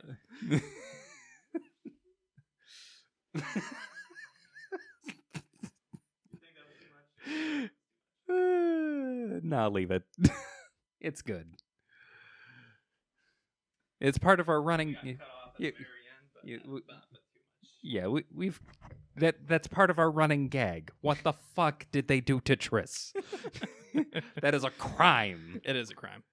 But yeah, definitely check out the Witcher books, the Witcher games. Watch the show if you wish. There are some great moments, but it's pretty incoherent, especially if you're a newcomer. And I hope someone can keep the timeline straight. Go ahead. Talk about your favorite Titan book out there. Elric of Melniboné. There we go. Or as I like to call it, what if the book The Witcher series had balls? Instead of basically a sellsword hero who isn't really an anti-hero and more of just, someone who occasionally, gets a little upset and maybe cracks wise every now and again. If you want to see the introduction of dark fantasy, some shit that Michael Moorcock came up with in protest to the Conan books back in the fucking 60s, read Elric of Melniboné. This is some this would put Game of Thrones to shame type shit. You heard it here. Do it. Get to reading. Titan books. Give me more. Come on. Just give me more. They were giving you some for a while. They were. They had a newer run going. Yeah, far be it from me to try to rush perfection. It's fair, dog. It's fair. Next up, from Aftershock Comics, we have The Man Who Effed Up Time. Quite a name. You spell out the whole effed part? Okay. You know, why not? Yeah, couldn't hurt. I guess. Just because we talked about them, Archie Comics, we got Betty and Veronica, Friends Forever, all relative #1. Subject matter of the hit show Riverdale. Good for them. You know, why not? Yeah, why not? And that is everything coming to your local comic book shops. Again, please support your local comic book shops. And digital devices this week. Now it's time to hand out the prestigious, nay, life-changing award of cover and variant cover of the week. Da-da-da. First up, your cover of the week goes to XMen #8. Begrudgingly. Emery's so bitter. You goddamn right I'm bitter. But this cover is awesome. It is very dramatic, as you would want from an X-Men book. Very stylized, very detailed, awesome action shot. Logo placed very minimally. My one gripe, the fucking barcode is so distracting. I wish the barcodes would go away, put them on the back of the book. There's no reason whatsoever that they need to be on the front of the goddamn book. At this point, in terms of the X-Men books, I'd be fine if the whole fucking thing was a barcode. So salty. Oh. Back up the trucks. I have not even begun to dump salt on the fucking X-Men comic books as of late. I think for our fans out there, you can probably predict whether the content matches the drapes on this one. I'm sure Emery will read it because he's a masochist, but you know. Yep. Let's not talk about that. Let's celebrate the cover and the cover artist, who is Lionel Francis Yu. So Lionel, you have done a fantastic job of illustrating this cover. Credit goes to you and your team. Anybody else who worked on it, colorists who may have helped out. It is a fantastic, awesome action shot, animated cover. I'm not the Cyclops guy. That's more Emery's alley.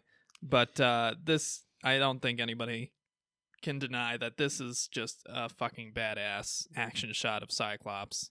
This is a pose so goddamn classic, it reminds me of the 90s cartoon. I mean, that's exactly what I am visualizing is, the Jim Lee kind of style posing, I would say, in the action shots. Really cool cover, really great detail, great proportions, great lighting, great shading. Just everything you could ever ask for. Minimalist design of the logo. It's integrated very well.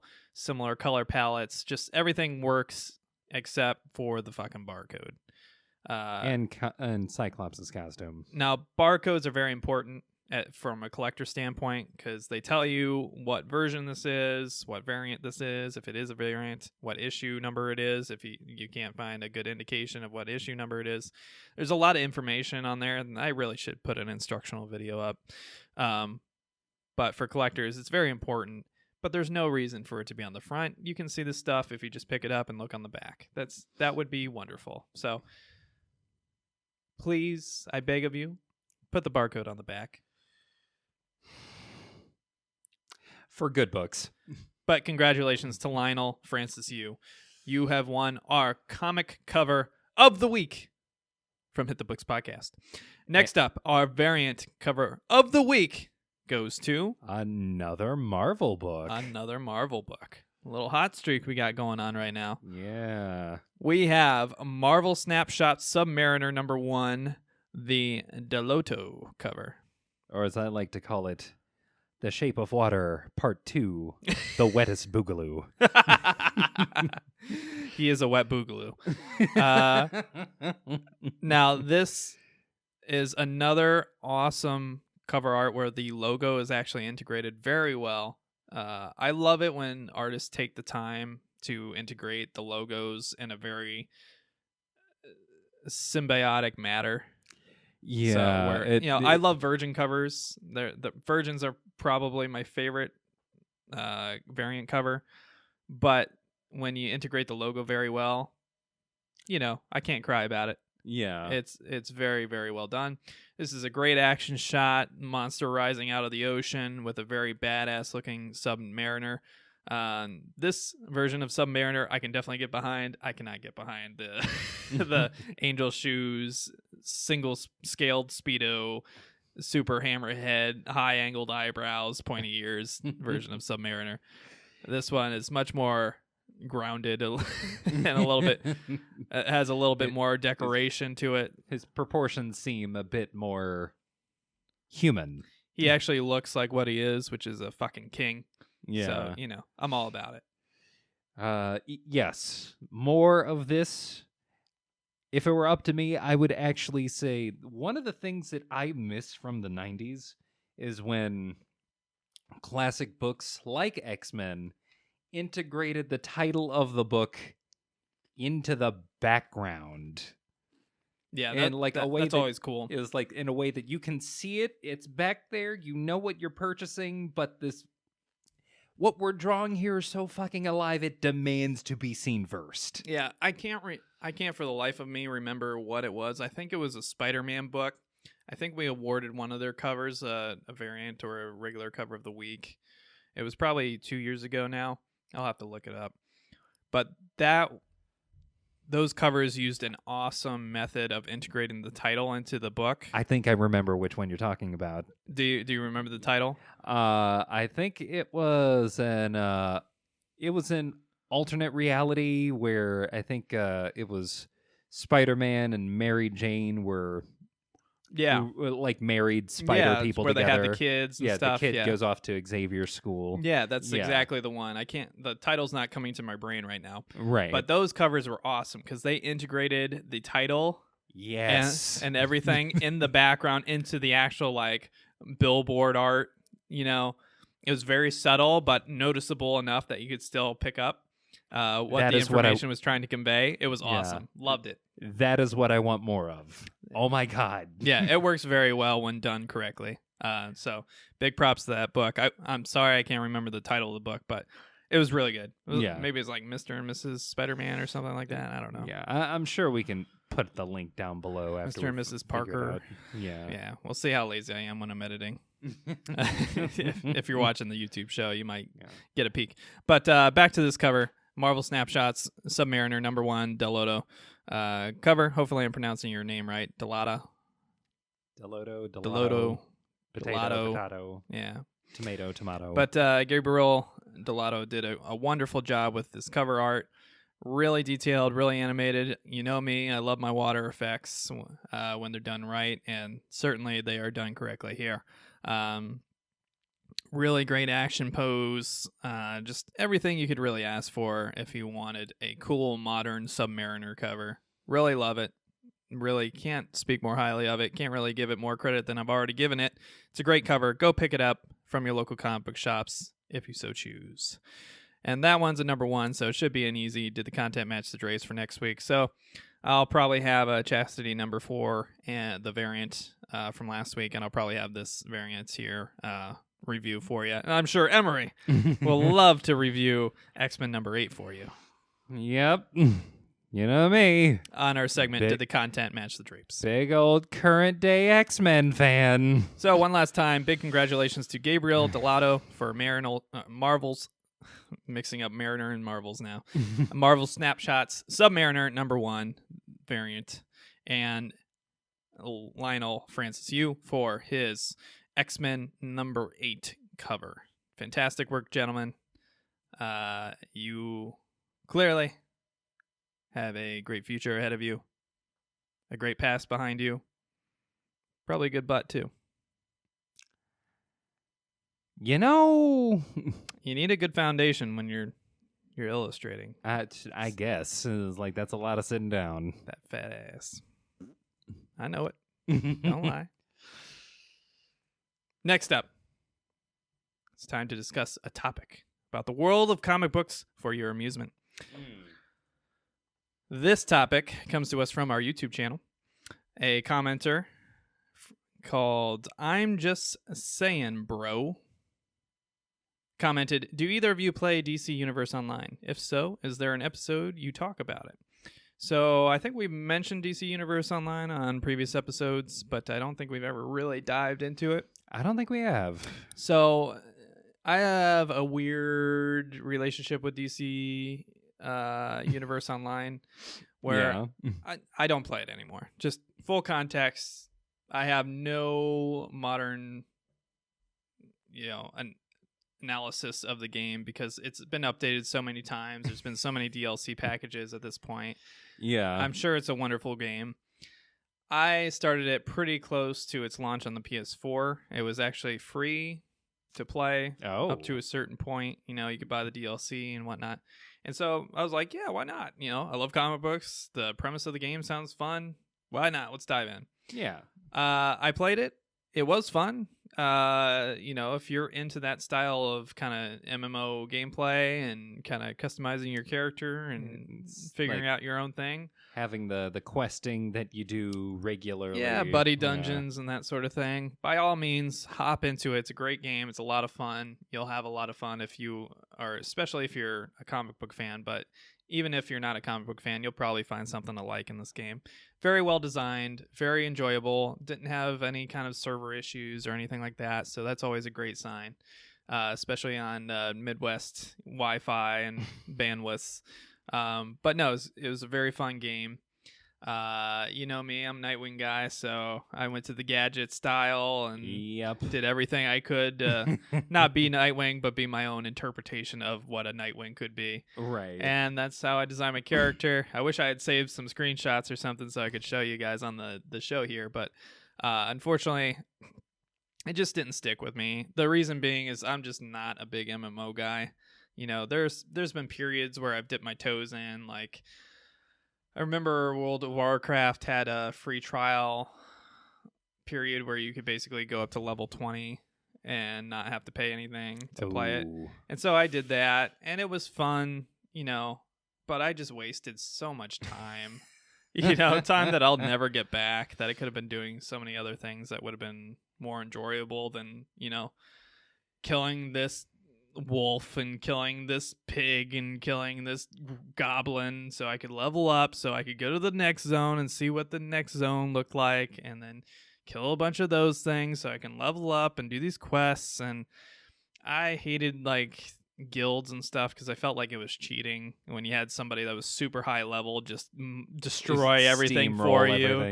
It just isn't fun for me. I like the challenge, but those games are designed to be done in groups, and when you're jumping on the horse as late as I was, there wasn't anybody near my level that was interested in teaming up with me. So I'm kind of a lone wolf gamer to begin with. I'll play competitive stuff online, but I rarely play cooperative stuff online just because I just don't enjoy it quite as much. There's exceptions, obviously, but that's usually not the case. Yeah. If I want to play cooperative, I want to play co-op, like local co-op. Like couch co-op. Yeah. Which barely any games support anymore. It's like Borderlands and some Lego games now, which kind of sucks because I have so many great memories of playing co-op with friends growing up, whether it was, was Streets of Rage. Oh my god. We mentioned that last week. Oh my god, yes. Turtles in Time. That one's also a really good one. Great, there's a lot of XMen arcade games that came to Super Nintendo and Sega Genesis that had a lot of cooperative play. One, though. Yeah. And then if you go to the older SKU, obviously Halo was probably the biggest one for most people of our generation. You know? Oh yeah, I mean, that was a huge one. We played the fuck out of Halo. I didn't own an Xbox once. All I'd do is go to my buddies' houses. I had the PS2. They were never coming to my place because there wasn't really any co-op games, on PS2. It was like Red Faction, I guess, but even that was like, eh. Yeah, PS2 was more about definitely the competitive single play. player. Yeah. And that's the type of gamer I am, so I guess that worked out. But if I wanted to play those awesome co-op games, I was always going to my buddies who had the Xbox games, Halo and that. Was it Unreal Tournament? No, it's not Unreal Tournament. What's the other one? There's a big tournament game with a bunch of super hardcore. Unreal Tournament, I think that was more PC. Yeah. But it did come to consoles eventually, but yeah, I'm trying to think of the one, Orange Box, the other or Orange Collection. The other big one for Xbox. Yeah. So, I mean, there's a lot of examples of that, but I'm just not a big MMO guy. It's just, I played Rift, another game that had a level 20, cutoff, and I wasn't going to pay for it. So once I hit level 20, I was like, I wasted enough time. I didn't enjoy it as much as I wanted to. I might as well stop here. Yeah. Now, I do have a funny story about my mother, though. My mother, who really didn't touch video games, period. She'd play like the old stuff once in a while with, her boyfriend or whatever the case was, but very, very rarely. It was once in a blue moon, and she didn't seem to enjoy it very much. Yeah. But at one point, she started dating this guy who played World of Warcraft, and to kind of like hang out with him, she would hop on World of Warcraft, and then she got addicted. And when I say addicted, I mean getting like maybe 2 hours of sleep a night if she's lucky. Just having these huge bags under her eyes and just being completely wrecked by not sleeping. Oh my God. It was a rough time for my mother. She did not hold up very well. But she got in deep, and she stayed in deep until down the line. Eventually they broke up, but man, she was in deep. She really got addicted to that game. A person who really, prior to that, never really played video games at all. It was kind of funny to watch, I was like 16, 17, somewhere around there. And just seeing my mother, who in her early 40s, playing these video games and being completely addicted to them, and just, I don't know. I started to see from the outside what it must be like for a lot of parents of our age, to look at their kids that are just addicted to this stuff. Not to say that there isn't something good coming out of it, because there's a lot of community and fun and socializing and all this sort of stuff that's integrated into this type of gameplay. But yeah, DC Universe Online had a lot of really cool looking DC packages. I know they had a Green Lantern package. I'm trying to remember the big ones. They had some big ones early on. I know they had the Wonder Woman one, the Amazon package. I think I actually might have tried the Green Lantern one. Mm-hmm. I think it was Blackest Night themed, if I'm not mistaken. But yeah, just a lot of great stuff, and the game's still relevant. That's what's kind of crazy about it. I think that clearly shows it by the comment from "I'm just saying, bro." Clearly, there's still people interested in talking about the game. I wonder if they're ever going to do a sequel to it, because it seems like it's been a success for the most part. They're still making content for it and keeping it updated. So I can't imagine, it's not still relevant. I mean, there's cool stuff. I mean, you could fly and stuff. I think that's where I really fucked up. It's because obviously a gadget character can't fly. It made the game a lot less fun when you had to climb everything. And it's one of the ways to hamper a game is to arbitrarily limit yourself when it's you're looking at all of these other heroes who are just zipping around. It's damn it, I wish I could do that. It solidified why I respect the mortal characters far more, but it also reminded me of how tedious reality is. The age-old question, what would Batman do if he had powers anywhere close to Superman? Yeah, but follow-up comment by I'm just saying, bro. He says, thanks, you should try to get Emery to check it out for an hour or two. It's a good game overall, so... I know you said you had kind of teased it a little bit with the Green Lantern package, but I might have played it a little bit. Emery's too busy playing Warframe. Yeah. Okay. In my defense, a lot of the frames that I've acquired, I have given basically comic book character, like color palette swaps and designs and all that shit. Like I have, like there is a bird frame that I have turned into both Robin and Nightwing. Very nice. Very nice. Yeah. With guns. Oh no, you can do melee only. Okay. But they don't swords. It's murder. Yeah, I mean it's still murder. It's definitely murder. I played that game too, but I couldn't figure out what the point of it was. I was like, I couldn't figure out why I was doing all of these things. Right. That notoriously that game is not very like newcomer friendly, which has become progressively less and less of the case over time. I think I am going to, only after this happens, start like telling people to try out Warframe for the first time. There is an introductory cinematic that is going to be added to the game very soon that I've already seen. Interesting. And I think it does a much better job of giving you the feel of what you're doing and why you're there and what the hell it is that you actually are. Yeah. I mean, while leaving some things to mystery. I think that's the biggest problem with a lot of these newer kind of, online arena games. There's no context. I don't understand why any of this is happening or why I should care. Yeah. And I get the argument that, hey, it's just a fun game that's fun to play. Well, yeah, but I can't. Some people like lore. I can't invest myself if there's no point to any of this. Right. I think you would be a person who's all about the lore. There is quite a bit of it. I'm definitely a lore whore. Yeah, there's quite a bit. It's just there's some layers that you would have to get through first in order to get to the meaty chunks of it. Yeah.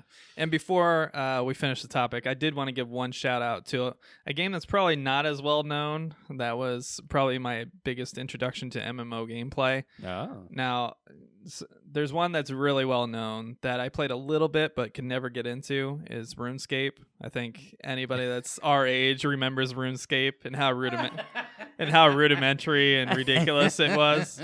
At first. Yeah, it still exists. Yeah. There's a cell phone version of it now. Oh, no. Yeah, you can go play that right now. But yeah, it got me once. It was a tedious game. So I didn't get too far into that one. But the other one that I actually started playing on was called Tibia. I don't know if you've heard of this. I think it was Korean. It literally sounds like a body part that you learn about in anatomy class. Yeah, and that's what I thought when I first played it, but it was fun. I think the world is called Tibia, which is why it's called Tibia, but, who knows?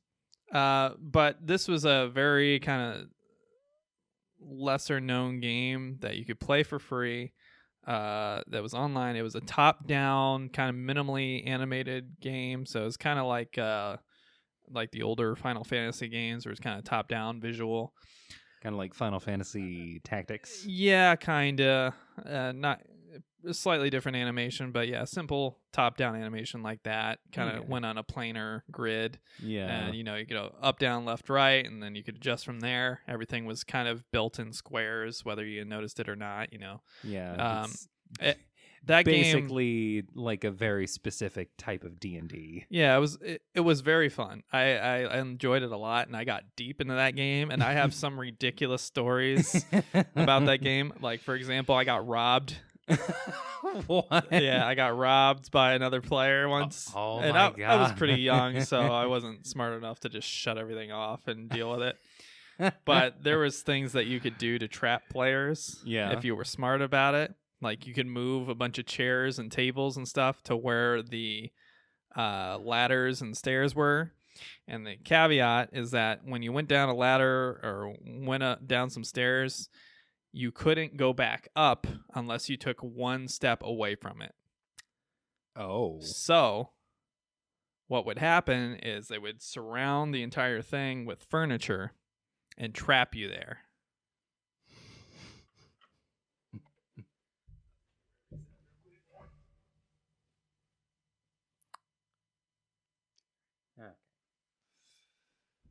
Then I got a little thing I want to record right after. So once you were trapped, usually somebody would be on the other side, and they would put in the little chat bubble, give me blah, blah, blah, and I'll let you out. Give me all your gold or whatever. I'll let you out. Those bastards. And then, I would try lying at first. Like, I don't have any. It's like, I'm a new player. Be like, no, I know you have gold. Give me your gold. Like, I don't have any gold. I got some meat. Give me your meat. I give them the meat, and basically you'd place it on a piece of furniture and they'd take the piece of furniture. Phrasing. And the furniture blocks you from like shooting them with arrows and stuff. So even if you had arrows, like there was just no way to hit them. Yeah. So they really did just fucking trap you. Now, normally in a modern game, if there was something broken like that or something exploitable like that, a modern developer would patch it out. But they didn't bother to patch that stuff out back then. And it's kind of what made it really fun. Like, I have all these great stories of just like getting trapped by enemies, being on the verge of death and just having no way out. And somehow I manipulated something in the room to block them from getting to me. And so I couldn't escape, but they also couldn't kill me. And I would like desperately message out to all of my buddies that I had in my chat group, and hope that one of them was online and would come and save me. Or I'd go on AIM and message a friend on AIM and be like, AIM. dude, if you're home, get online and save my ass. I can't move. For those of you who are far too young to remember what AIM is, that's AOL, America Online. America Instant Messenger. Instant Messenger. Man, that takes me back. It was fun, man. I had a lot of great memories on Tibia, and it was, there's so many ways to break the game, but it was just so fun to do. It was just so fun to play. It wasn't like glitchy. It was just how the game was built. Right. Which is a big difference. And it made for so many fun, memorable moments of a game I otherwise probably would have never remembered. But I, even though I was pretty young, I was probably, 10, 11, 12, that age range. I mean, we were still using dial-up for our internet. You had to plug in the phone line, and nobody could use the fucking phone while you had the line on. So I'd have to, like, sneak it in when I knew there weren't going to be any calls and my parents weren't paying attention. I can literally feel my hair turning gray. You talking about shit this old. Yeah. So I don't know. It's just a lot of fun, really memorable. Not. I'll take modern internet any day, but the game just being allowed to be that way. Yeah, it was really fun. It was really great, and I kind of missed that kind of culture. Whereas now games are so well refined that anything that can be exploited like that, they try to patch out or fix or put some kind of notice out that, hey, if you do this, we're going to ban you. Blah blah blah. And I get why you do that, but sometimes it's fun. Sometimes it adds a little bit of, I don't know, finding real world groundedness to it, where, hey, shit ain't always fair. You better be smart, because you ain't going to survive in this world if you ain't. Finding exploits. I mean, there was literally career criminals in that game whose sole purpose was to fuck with players. And I mean, there would be guys that would literally like befriend you, pretend to be your buddy. Oh my god, full on con men. And then they would lead you to a dungeon where they knew you would be fucked. And they'd wait for you they'd tell you to watch over here while I go kill this enemy, and you go over there and there's like a hidden enemy or something. Ooh. And they attack you and you can't do anything to fucking fight them off because they're way too strong, and they just watch you die and steal all your shit. It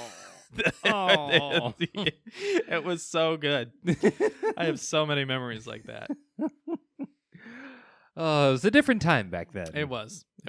I'm sure there's something reminiscent of that on modern games, but I feel like it's definitely less prevalent. Yeah. Nowadays, the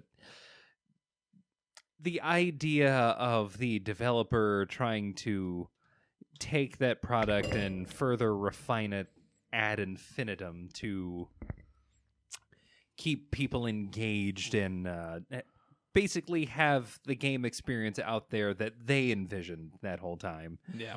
While that is definitely a good thing when it comes to certain games, especially when those games aren't, completely, finished products. Final Fantasy 15, I'm looking at you. Yeah. Games like this Tibia that you're describing, like that, experiences like that take me back to exploits that I would always find in just about any game that I played. And it's like, okay, this is how I know the developers kind of overlooked this, but I found it. Yeah, there's a lot of that stuff, and it was fun. I mean, it sucks if you get a game and it's fucking broken. Like, yeah, just unplayable or unmanageable or whatever the case is. That sucks, and it's nice that we can fix that now. Yeah. But, I mean... Thank you, modern internet. It's... I don't know. There's just something unique about it. Something really memorable and visceral about a game that you can kind of put some real world shenanigans in, It was fun. It's really good memories. It is because of things like that I am into things like actual tabletop Dungeons and Dragons, because you can just dream up any kind of shenanigans you want, and it's up to whoever's running the game to say, sure, describe to me how it is that you pull off this bullshit. Sure, if you're a fucking nerd. We get to say that. I'm not a because fucking nerd. we run a fucking I'm sorry. Did you pull a if current Dem front runner and forget where you are right now? Whoa, getting intense now. I don't know if you guys are watching or listening, but if you're listening, Emery just had the most offended face I've ever seen. Look, I'm just saying, if we're gonna call a spade or a spade, or if we're gonna, is that what we're doing, or are we having a pot to kettle conversation? I told you, it gets dark at night, man. There's a lot of hate in there. I don't deny it. It makes my life more fun. Oh, the darkness. Embrace it, Emery. Hello, darkness, my old friend. But yeah, there's a lot of really great memories out there of these games, but they just generally speaking weren't my thing. So DC Universe Online is one of those things where I probably didn't give myself a fighting chance by playing the gadget character, which is not fun when you have a speedster character that can run across the entire map in like 2 seconds, or a flying character that can literally fly anywhere. So yeah, it made a big difference. Yeah, I'm sure. Maybe I'll give it another shot with like a flying character or a running character or whatever the case is. But game's pretty old now. I probably won't jump back in. And let's face it, who has the fucking time anymore? But that's a time sink. I'm just saying, bro. I'm glad you're enjoying it. Keep supporting it if you so choose. It is. Oh. Okay, in contrast to the DC Universe experience that you have, I will say that I did play Marvel Heroes when that game was still available and something that the servers were still up for. Was Marvel Heroes, was that technically an MMO? Technically, insofar as you had like 1,000 different people on one screen playing the same fucking character with just like a different like screen name. They had like 3 characters, right, that you could choose from, basically. No. Am I thinking of a different game? I'm probably thinking of a different game. You're probably thinking of a different game. Yeah. I think you're thinking of X-Men Destiny. I am thinking of X-Men Destiny. Yep. Marvel Heroes is the game where it was free to play, but if there was a character that you wanted... Is this the Diablo ripoff one? Yeah, this is the Diablo ripoff. Gotcha. Yeah. I had some experience with that, and you can definitely tell which characters were favored. At least back when the game was still a thing. Unfortunately, Gazillion, they shut down, and that game is no longer a thing. Tragic. So I have some experience with superhero MMOs. Yeah, I've played some other ones too that aren't necessarily comic book based, but they're comic book related. There's similar type of content. I played the Star Wars. At the Old Republic? The Old Republic, yeah. I played that one briefly. I enjoyed it for what it was. I didn't care to pay for it, so obviously there's a point at which you probably have to pay for it, and I wasn't interested in paying for it. Maybe that's crappy of me, but that's how I am with all these free to play games. I feel like it's a terrible model. Maybe the people that are really supportive, that's great, but I feel like so many people play it way down your servers and then don't give you a dime. Yeah, that's the thing with that game development model, is that it is not only is it entirely reliant on those people who are willing to, shell out some cash for these things that you want. Yeah. It's also reliant on you, the developer, giving them something that the that's people worth paying who are for. Yeah, it's something that's worth paying for. A lot of games struggle with that. Yeah, it's true. Another one is there's this, I can't remember the title of it, but there was a Pirates of the Caribbean game that was. Wait, what? Yeah. No, it was. Okay. Calm down. Okay. It's better than you think. And let me tell you why. It was Assassin's Creed 4 before Assassin's Creed 4 was Assassin's Creed 4. No. Yeah. It was really cool. It was a... Oh my God. I mean... How did I miss this game? It was a pirate game. Now, the downside to it, it was out as an MMO way before Assassin's Creed 4. So obviously the graphics were quite up to par. It kind of looked like RuneScape, to be honest, but with big battleships and stuff. Right, as long as it's fun. But you could basically drive your own ship and have sea battles and blow people up and steal their cargo and all this stuff. And then there was land stuff to do, so you could sail from port to port, do all these cool things. What was that rare game that came out on Xbox? Sea of Thieves. Sea of Thieves. That's the one. It was basically what that game was trying to do, like proto Sea of Thieves. Yeah. Obviously, it was kind of a top-down, third-person aesthetic. It wasn't first-person like Sea of Thieves or anything like that. But it was doing everything that Sea of Thieves was probably trying to do, where you'd have people forming groups of pirates and having whole fleets going out at the same time to just fuck people's days up. And it was just fun. I love games where you can fuck people's days up. That makes me so happy. Again, with the dark theme of my life. Yeah. When I play video games, I like to fuck up people's days. But that's funny. It was a lot of fun. It was fun to just have a slightly faster ship than the other guy and just see him in the distance and call a few buddies up and be like, hey, come join me. Let's go fuck this dude up. Like, all right. And then you just tail him real slow. You're fucking nautical gangster. Yeah. And then they start to they notice you, and you can tell they notice you because they start turning their guns towards you, It's like, ooh. But if you're sneaky enough, they'll turn their guns towards you, and then you'll just kind of slow down so it looks like you're focused on doing something else. And then eventually they'll get bored waiting for you and just turn and start going again. And that's when you put the jets on. It was a lot of fun, man. And I know Ubisoft was talking about developing a full-blown online Pirates game based on the Assassin's Creed 4 pirate battles and Assassin's Creed Rogue pirate battles. Oh, yeah. Which I think is a great idea, but it needs the player base, which is going to be the hardest part. Yeah. If you can get the player base in there, I think it's a great idea because I had so much fun doing that sort of stuff. Definitely. But if you can't get the player base in and there's nobody to actually have these shenanigans with, that's where it's going to fall off a cliff. It's going to be really hard. It's that initial barrier to entry is going to be the most important thing for a game like that, if it's still in development, which they say it is. Who knows? But we'll see. Yeah. Another shameless plug for Warframe. We've now gone full Sea of Thieves at this point with starships. So it's about 3 hours worth of content and useless?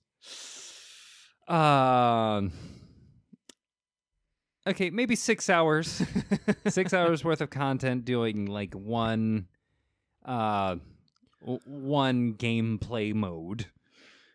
But I mean, if you And here's the thing that Warframe became heavily reliant on, which I think was a mistake, is this game lent itself, with its mysterious lore, it lent itself heavily to people going full nerd and actually like role-playing while playing the game in chat. Which, I mean, if that's how you want to play that game, go right ahead. By all means. I'm sure you have lots of amazing stories you can tell with that. I think it'd be cool for these type of games if they had like some kind of role play server. Yeah. Like a role play server is actually a really good idea. Like No Man's Sky. Like now that it actually is multiplayer, since they've kind of fixed everything they promised to fix. Yeah. It took them a while. I think it'd be cool if they had full VR support, which they kind of have now, more or less. Yeah. And if they allowed for roleplay servers, I'm not a big roleplay guy, but if a game like that's very adventurous and very out there had enough to it, I would 100% have fun playing along. You could go full Star Trek. And yes, I would go Next Generation on everyone's ass. In reality, long as I get to be Riker, I'd probably become the leader of a space pirate group. Let's face it. It's probably what I'd do. If I'm perfectly honest. Yeah. Yeah, I mean... But I'd had fun with it. Of course, as you should. No Man's Sky would be perfect for that. Yeah. I need to play that game again. I give it another shot. Yeah. They've done it. They put a lot of work into it. And yeah. I love the idea so much. I was so excited when they had that trailer at E3. Again, E3. Yeah. R.I.P. But, yeah, I was so excited. I was so let down when the game was so simplistic and they promised that other people would be in these worlds, and then you found out it was a lie. Oh, you couldn't actually play with other people if you did find them. Yeah, the initial message was that it's going to be so big that you'll never come across anybody, and then people started coming across people, but they couldn't do anything with them. Right. Yeah. I think they couldn't see them. It was just like a marker. The thing that kills me even more about that game was it was ambitious. Well, but it was ambitious, but not only boring, but people already like very quickly got to like the end of that game, which was like getting to the center of the universe. Yeah. And there was literally nothing. What an ending. That's what I'm talking about, context. Like you need that for something that's as adventurous as that, you need lore. You need some kind of contextual reason to do what you're doing. Right. This is if the end result is you're doing what you're doing for no reason, let's do it again. Yeah, that's not good. This is why story has become such a big thing in games lately, is because people are looking for a reason, a hook, to play these games. Some games get it right, some fail miserably. Yeah. I mean, we're not game programmers here. This shit's hard. It's challenging. It's hard, challenging and it to takes plan. up a lot of space. It's challenging to achieve. I know the guys at No Man's Sky, their studios got flooded at one point, and the only reason they didn't go bankrupt is because Sony came in and gave them some money to finish the job.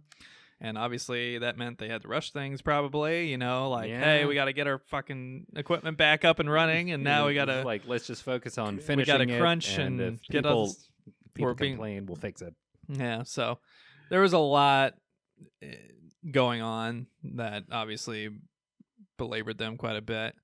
But according to all accounts, they have drastically improved the game and made it much more, multiplayer friendly and adventure friendly, and obviously VR is a great addition. So maybe if I find a VR headset cheap enough, I'll hop back in. Maybe. Just for fun. All right. Well, I think that's a great place to end our topic of the show. I want to thank you all for sticking with us through another episode of Hit the Books Podcast. I would also like to thank all of you for listening.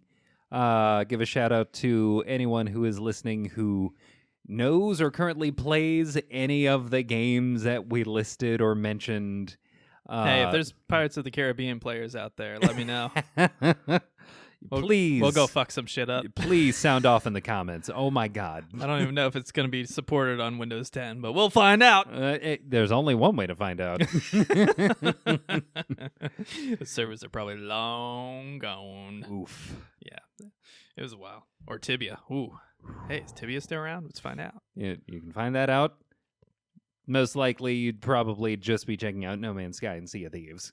But, yeah. Thank you once again for sticking with us through another mediocre edition of Hit the Books Podcast. Mediocre! God, it's been so long since I've said that. I know. I think we forgot to do it last time. Yeah. Yeah.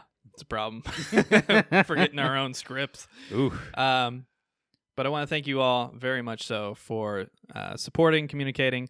Thank you for I'm Just Saying Bro for that comment and suggestion for the topic of the show. I want to thank you, Heather Reap, for being our number one producer this week. Thank you for your support on Patreon and for all the support you have given us in the past. Hopefully we keep the episodes up and make you proud. Once again, reminder, we do have the comic book movie master list, starting with the oldest movie up to the most modern movie, coming up very soon. So keep an eye out on the social medias, on the Facebook, on the Twitter. We're not on Instagram because it's tedious and I don't want to do it. Yeah, it's a lot. Quite frankly, Facebook and Twitter are tedious enough. But, I make the effort because at least people can communicate with us. It's like that's a whole nother layer that maybe one day we'll get to it. Yeah. You can always find us on iTunes, Stitcher, Podbean, Spotify, YouTube. There's so many streaming services. We're on most of them. Yeah. The only one we're not on for sure is SoundCloud, and that's just because it's tedious. You can't. There's not an easy way to put an RSS feed on it, so I don't do it. Yeah. Also, leave that to the rappers. Nothing against them, but it's tedious, and I'm not going to do it. You guys can have it. Stitcher's on Android, so it's a great service. Podbean's on Android, great service. Why not? Remember, you can always reach out to us on Twitter at HTBVids. You can reach out to us on Facebook, facebook.com/hitthebooks. You can email us at hitthebooksvids, VIDS, @gmail.com. You can talk to us on our YouTube comments. If you comment on our podcast stuff, we'll see the reviews, but if you leave a bunch of comments and ask us questions on there, I'm probably not going to see it because I don't check those comments for like a month. Yeah. And, by the time I check it, it's probably long gone. Yeah, YouTube is the quickest way to, YouTube, correspond with us. YouTube, Twitter, it's probably the easiest. Email, try email, but I'm really bad about checking the email, if I'm honest. So sorry if I missed your email, but feel free to reach out to us if you need to. Did I forget any major stuff? Patreon. Obviously, we're on Patreon. Patreon.com/hitthebooks. If you so choose to donate and help us out, there are some reward tiers if you want to take advantage of those. It's really outdated because it's got the old year one aesthetic and everything and all the year one info. Yeah. Need to update it. That's my fault. My bad. But, full-time jobs and all that. Yeah. But we'll get a lot we're doing. We'll get it done, but we do honor the rewards and we do keep up with those. So feel free to take advantage of those if you so choose. Thank you once again for sticking with us. I really don't think there's anything else. Hopefully I didn't forget anything. I think that's it. Bob wants to thank you. I'm sure Emery thanks you, and I thank you. Do I thank them? Do you? Yeah, I do. That's kind of you. Very thoughtful. All right. We will see you next week on episode 47 of Hit the Books Podcast. Goodbye. Au revoir. Mwah. Chef's kiss.